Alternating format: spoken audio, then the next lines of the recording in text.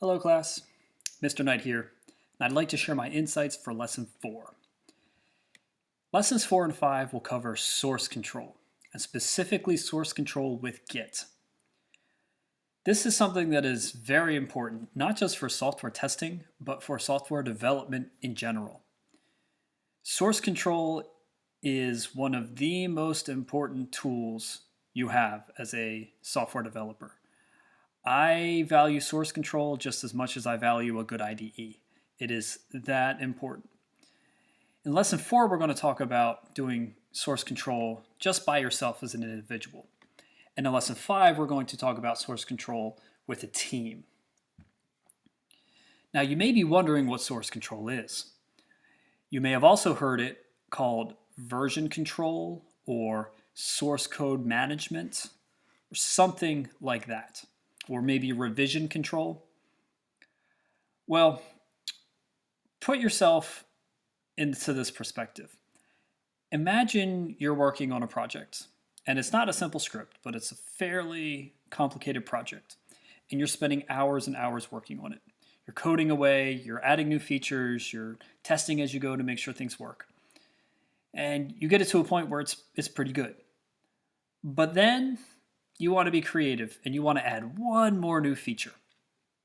So you dig back into the code, you try to add this feature. You thought it was going to be pretty easy, but then it gets a little hairy. You start adding stuff here, start adding stuff there. And after spending even more time on it, you realize, oh crap, this new feature just isn't working.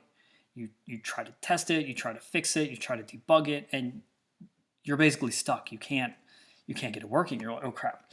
So then you go to try to remove the changes you did. But the changes you did were so many that they affected large parts of the code that was there before. And now as you're trying to take that new code out, you don't remember what the old code was. And so not only do you have a new feature that doesn't work, but you've broken all the existing features.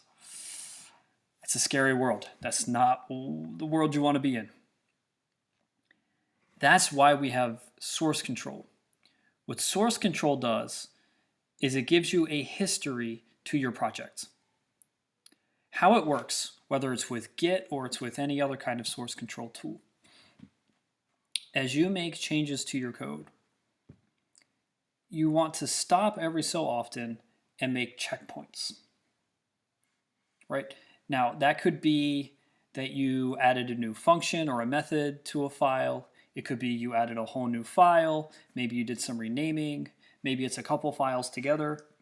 But all of the changes that you want, whether large or small, can be committed as checkpoints. Right? We call those check-ins, or in Git language, commits. So as you go, you'll make a commit, you'll make a commit, you'll make a commit, you'll make a commit.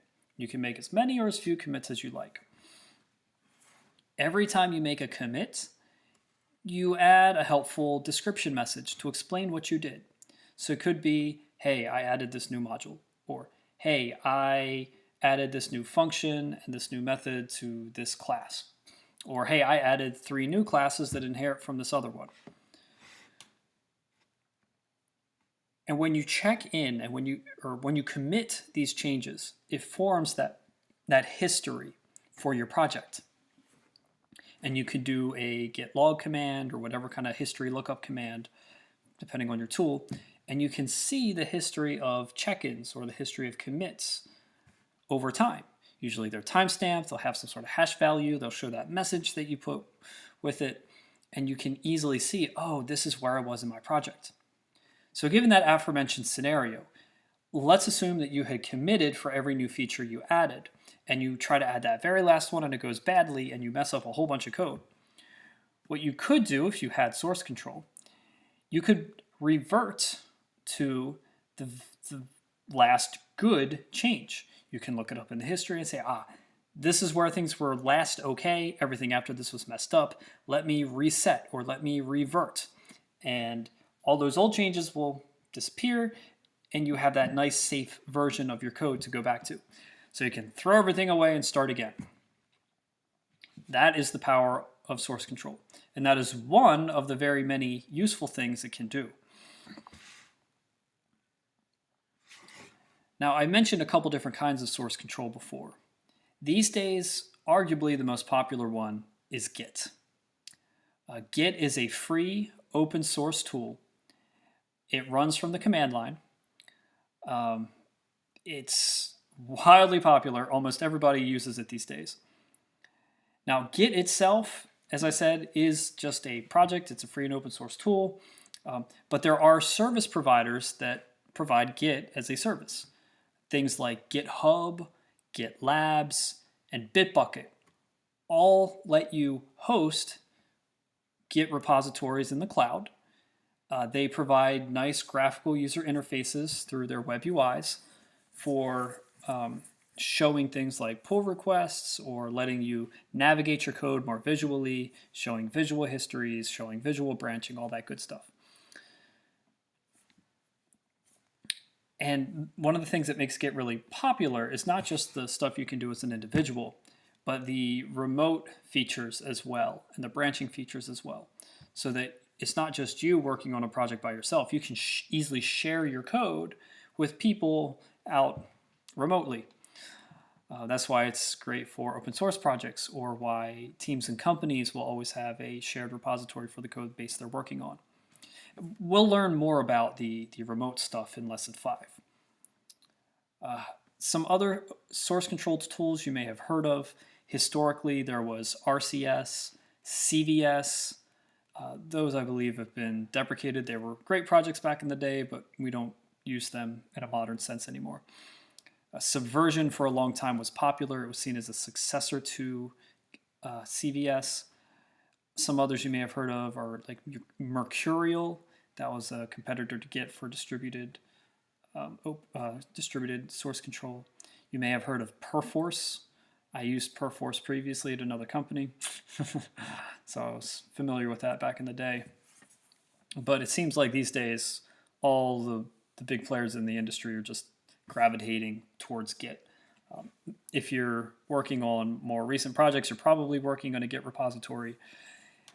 That's not necessarily guaranteed. I mean, you may end up working on some legacy projects that use the other tools, but concepts are the same. Just learn the commands, learn the lingo, and you'll be able to use them just fine if necessary. So if I have one piece of advice to give whenever you're developing your code, well, two pieces of advice, I guess. Anytime you start a project, always use source control. It doesn't matter how big or how small the project is. Use source control. Second piece of advice would be, when you're using source control, commit early and often. Right? Don't get in the situation where you're stuck because you can't go back in history to the safe point. So always use source control, commit early and often. This week's lab will be a general introduction to how to use Git. If you've used it before, this lab should be a breeze. If you're new to Git, it should still be pretty simple. Just follow the instructions straight through. It's meant to be kind of like a beginner's approach to show you how you use the different commands, what the different concepts are. So knock it out of the park. Do well with it. And yeah, happy coding. Peace.